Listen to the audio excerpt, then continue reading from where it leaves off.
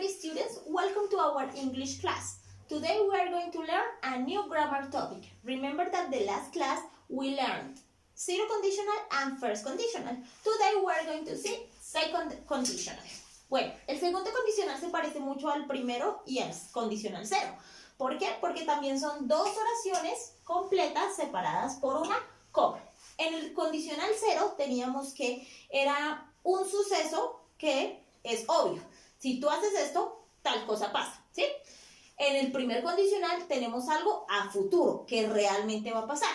Si tú haces esto, esto pasará, o sea, en futuro. En este condicional, que es el segundo, cambian un poquito las cosas. También hablamos de futuro, pero es un futuro imaginario. Es decir, es muy poco probable que se realice la acción que se está diciendo. Puede realizarse, pero es más imaginario, ¿sí? Bueno, entonces, como les decía, también son dos oraciones separadas por una coma. Recuerden que lo que escribo en verde es porque siempre lo debemos escribir, es decir, van a quedar fijos. Lo que está en rojo, pues son los verbos, que es lo que varía, y lo de negro, pues sí, varía dependiendo de lo que nosotros queramos escribir. Teníamos que en el condicional cero, nosotros escribíamos una oración en presente simple, y la que iba después de la coma también iba en presente simple. En el primer condicional, la que estaba antes de la coma iba en presente simple y la de después iba en futuro simple. En el caso del segundo condicional, aquí sí cambia más la cuestión. La oración que va antes de la coma debe ir en pasado simple. ¿Sí recuerdan cómo se hacía el pasado de los verbos? Bueno, aquí tenemos que acudir a nuestra lista de verbos. Nuestra lista de verbos irregulares. En la lista ustedes encuentran tres columnas. En la primera, voy a tomar como ejemplo el que coloqué acá. En la primera encontramos el verbo en infinitivo o en presente, sin conjugar. En la segunda columna encontramos el verbo en pasado. Y en la tercera columna encontramos el verbo en pasado participio.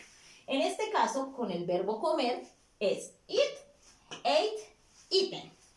Primera columna, segunda columna, tercera columna. Para este tema no vamos a tener en cuenta la tercera columna, la eliminamos, ¿listo? Solo vamos a mirar la primera y la segunda. En la primera buscamos nuestro verbo y como aparezca en la segunda es como lo vamos a dejar. Así creamos el pasado de los verbos. Cuando no aparece en la lista, ¿qué le colocamos? ED. ¿Qué quiere decir? Que es un verbo regular, ¿listo? Bueno, volviendo acá. En la primera parte tenemos que escribir la oración en pasado simple, que es buscándolo en la lista. Y en la segunda oración, la que va después de la coma, la tenemos que escribir con un auxiliar.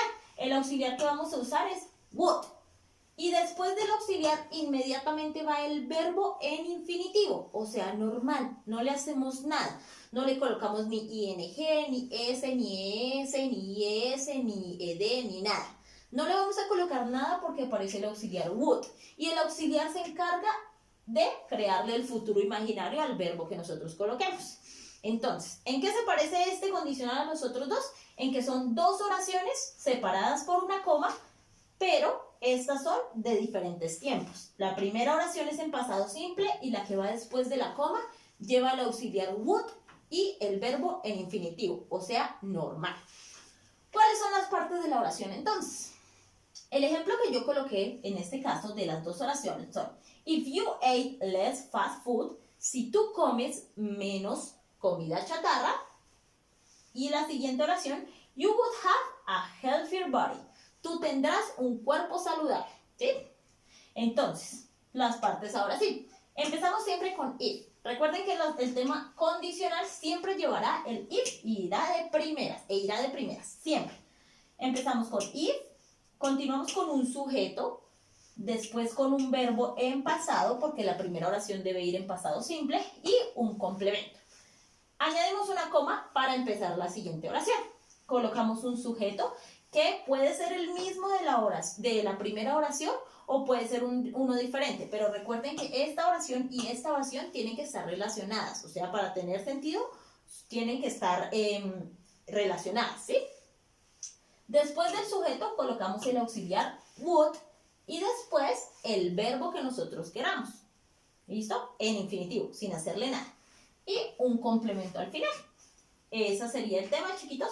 Si hay alguna duda, por favor, no duden en decirme